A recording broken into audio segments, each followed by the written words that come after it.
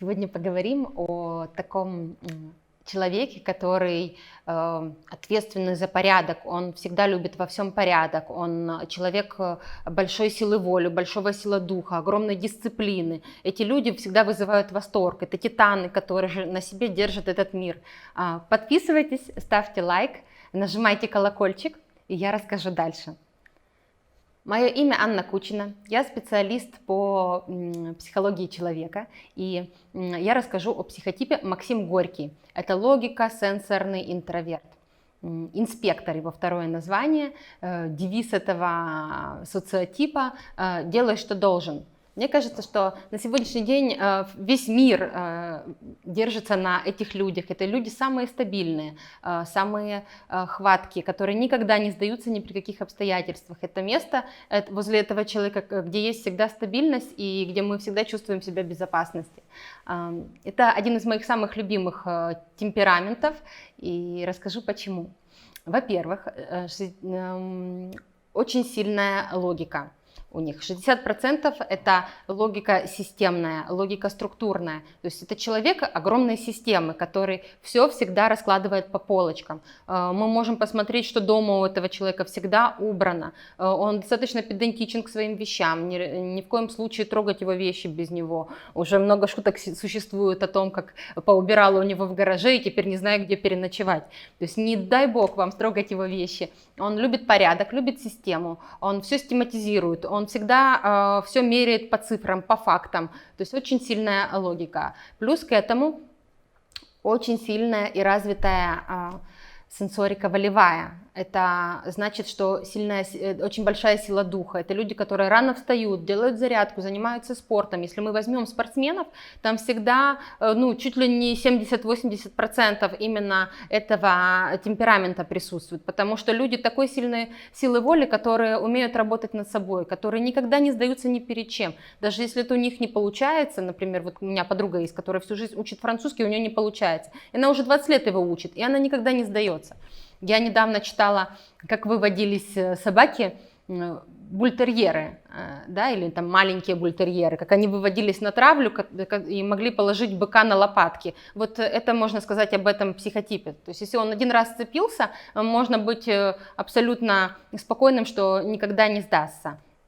Поэтому, если вы где-то столкнулись с таким человеком, на него всегда можно положиться, ему всегда можно доверить и финансовую сторону какого-то бизнеса, и, в принципе, и любая просьба, в которой он согласился, за которую он взял ответственность, всегда будет выполнена.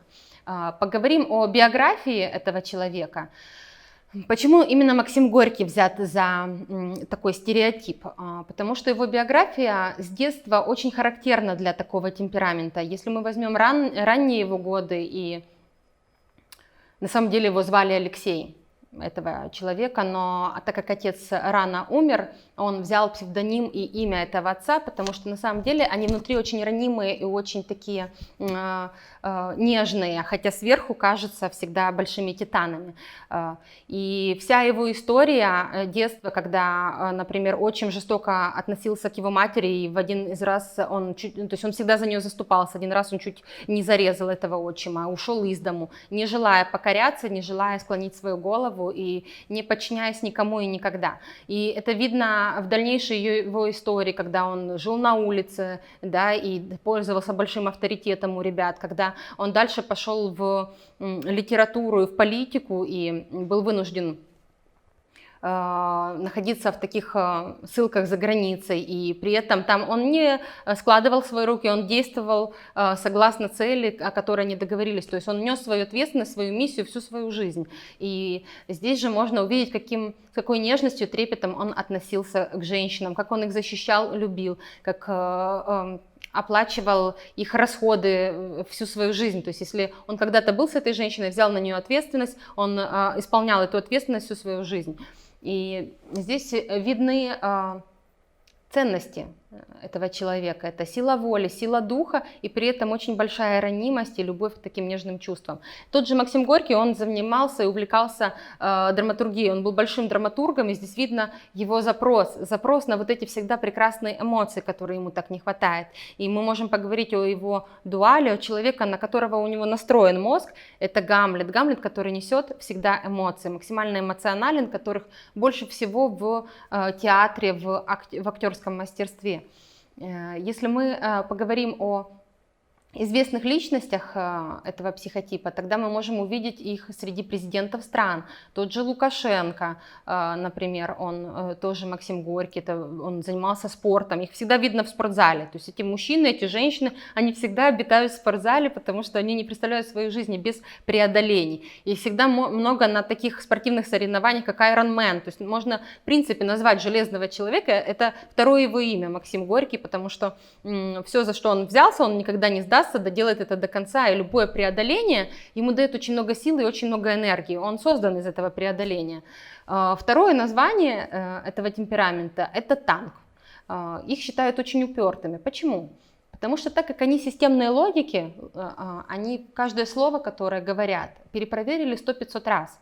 В этом месте тоже на них можно положиться, если они каждое слово подкрепляют фактами, и поэтому с ними спорить бесполезно. Всю свою точку зрения они проверили миллион раз. И если они говорят и уверены в своих данных, спорить здесь уже невозможно. Есть слабая сторона, конечно же, у такого темперамента. Это интуиция возможностей. Любые непредвиденные ситуации делают ему чуть ли не физически больно.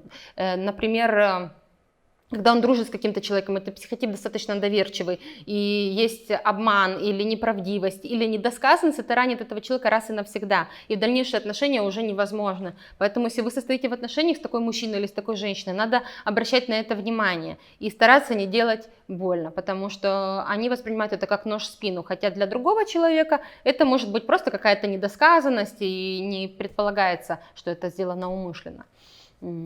Если вам интересно, ставьте лайк, подписывайтесь, пишите ваши комментарии.